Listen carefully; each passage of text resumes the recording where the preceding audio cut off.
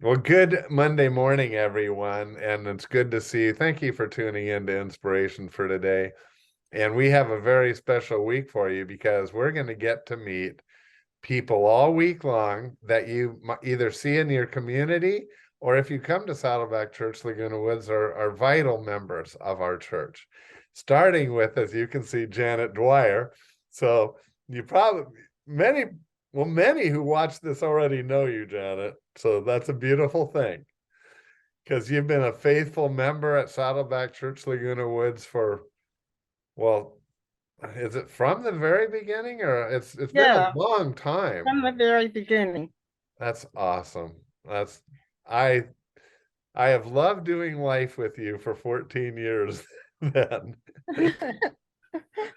And Doug. And so Janet is married to Doug Dwyer and such a blessing in my life. Both of you have been just so instrumental in even just encouraging me on Sunday. You don't allow me to go without getting a hug from you.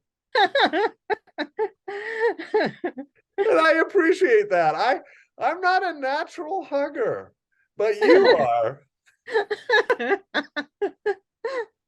And Pastor Jeff is too, but anyway. So Janet, just a quick background. What brought you and Doug? Well, how did you and Doug meet? Um, Actually, we met through a personal ad. He had run an ad that he was looking for someone to go to the ballet and the opera with, and I answered his ad. I love that. I'm so glad I asked that. I can't believe I didn't know that already. So then when you met, what was it? You got along well and you Yeah, yeah, we got along well, but we were both kind of broken people, and we dated. We actually met in 1990, and we dated for a really long time. oh And then we separated, and God healed each of us individually, and we got back together again and got married in 2004. that is so awesome. So the Lord has been a part of your life then for a long time. Yeah, yeah. Well, actually, my mother was Lutheran and my dad was Christian Scientist, and my mom always took my sister and I to church, but my dad had an alcohol addiction, and he wasn't abusive, but he was distant absent. Yeah. So I didn't really have a relationship with Jesus until um, I went to a healing service in Anaheim in about 1995. And I was born without ear canals, so I wanted God to heal my ears. Well, he didn't open my physical ears, but when I came forward on an altar call, he opened my spiritual ears. And that's when my relationship really started with him. Well, you realize that's going on 30 years. I mean, not quite, but Right. that's a long time to be walking with the Lord.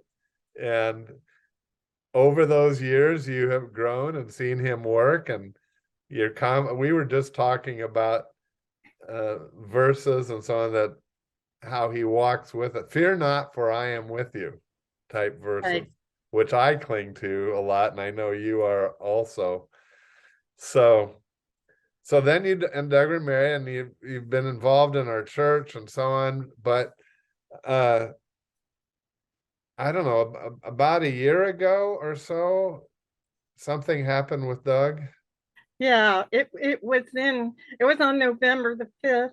He had a stroke. Of which year, Janet? Last year, 2022. Wow. Okay. Fairly recently. Yes. More. I was thinking it was longer, but No. I was wrong, obviously. Uh, so And how has his recovery gone?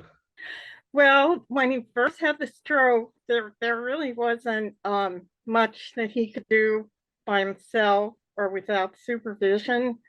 But now I really don't.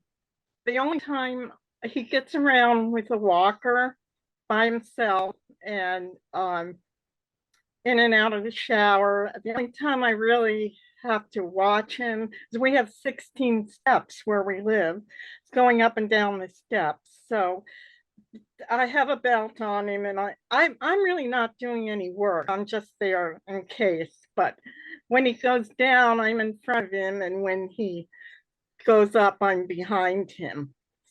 So he's So really, he is home. yes, yes. He came home on December the 3rd.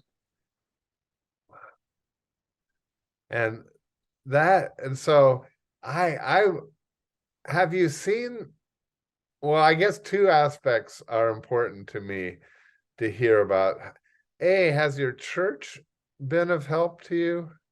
Oh my gosh. Without God and our church family, I wouldn't have been able to do this because I felt such love and support. They're there for me and have these really good friends. And when Doug was in the hospital, every night I got home, my one friend said, I want you to call me. So I would call her and I would share what happened and we would laugh together and she would pray for me and I would tell her, God spoke. I love devotionals and every morning I would spend a lot of time in my devotionals and I would tell her, you're not going to believe what God said to me today. Because it And related to what you're going through or something? yes, yes. So, Wow. and just it, the prayers and the hugs and people listening to me and um, offering assistance and all of my needs have been met. They really have. Are you in a small group of I'm not at the time. I used to be, but the people from that small group are still my small group. We're still small group in our heart. because I guess and the other thing is, and you mentioned that the Lord was with you also, but often he works through his people though. Yes, yes, yes. And it And can be for encouragement or even um, I don't know, I don't know if you got meals or any, maybe you didn't. no, I didn't get any meals, but practical assistance, just like help with advice and wisdom. When Dad first came home, I was like overwhelmed with phone calls and doctor visits and in-home therapy. And I had a really good friend from this small group, and she was real knowledgeable in this navigating the medical system. And she gave me so much good wisdom and advice and things like that. Well, we're going to break in and pause Janet right there because she has some amazing things to say, and we just don't have enough time today to finish. But we'll finish the interview with Janet tomorrow morning. You're going to hear about some awesome answers to prayer, how God has walked with her through it, this very difficult time of having her husband, Doug, be struck with this stroke. But God is faithful, isn't he? And we've already heard how when she felt overwhelmed, he was there and his people, his church were there. So I love this story so far. We're going to finish it tomorrow. Don't miss it. God bless. Walk closely with your Lord today, and we will see you tomorrow. Can't wait. Can't wait. And I won't worry about tomorrow. I'm trusting what you say.